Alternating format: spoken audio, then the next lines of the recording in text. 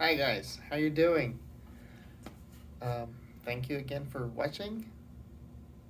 So I named my last video a video that I made after a long while.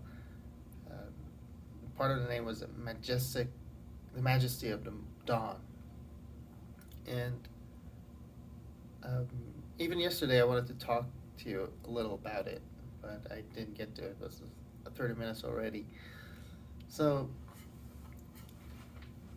now I want to kind of emphasize what I mean by the majesty of the dawn, and it's got to do with um, the way I found my creativity again, and it was when I would just wake up in the middle of the night with lots of thoughts, and I started recording my voice. That's how it all started, and later on I learned uh, a lot of different stuff. Um, and the way it happens, I believe, is that when you when you sleep, your your brain with this entire capacity kind of marinates in itself. So your conscious mind, your awakened mind, and your subconscious mind, your inner layers of neurons, the hidden layers, the ones that are not accessible usually, and you are awake. Those, stockpile of knowledge, experiences, sensations, all stored somewhere in you that you just know that it exists. It's there because you you have certainly experienced moments that very suddenly you start remembering things that out of nowhere, remembering things that you thought you forgot for years, an experience. Let's say you smell something, it takes you in a matter of seconds, a split second, it takes you decades. A smell takes you decades to that morning where your grandma cooked for you. So it's all there somewhere, hidden, not accessible, forgotten about.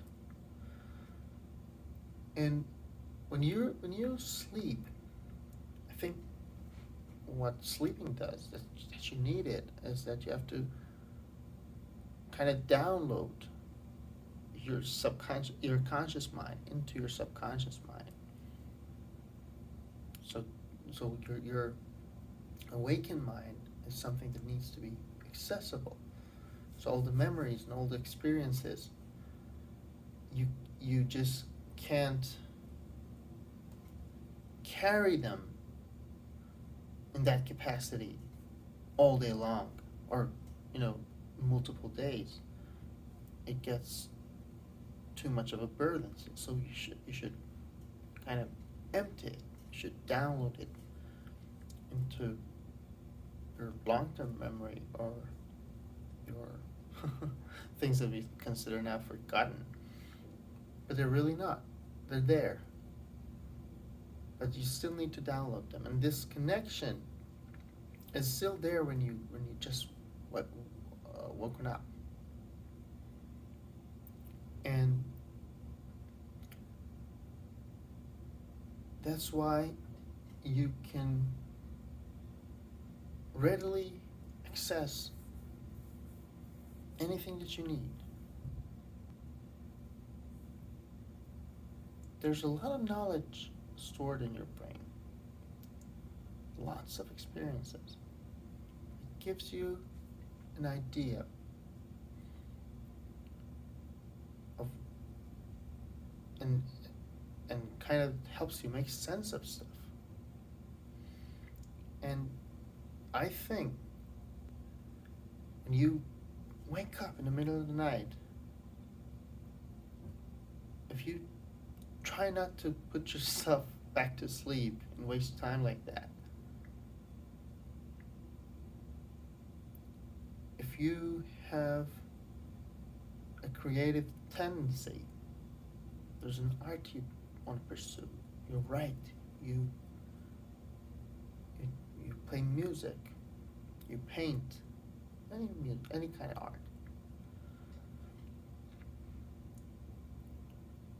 I think you'd be amazed if you practiced this. And I came up with it myself during the, kind of a spiritual awakening that I had, in which I realized that there is an aspect of our life, a very poorly understood, and you could almost say scientifically, not understood aspect of our essence, our being, our soul, our spirit.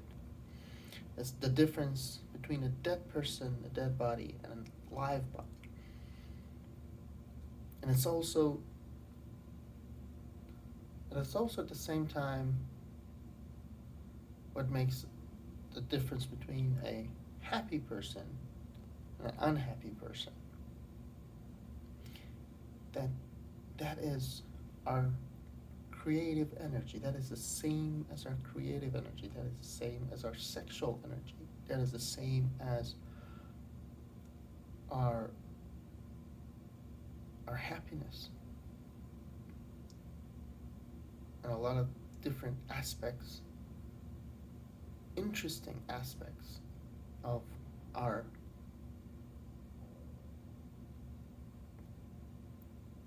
awakened life, things that are most interesting to you, your artistic self, that when you experience it, that is you're experiencing you, a part of you that is the real you, aside from your body, aside from your mind, aside from your thoughts.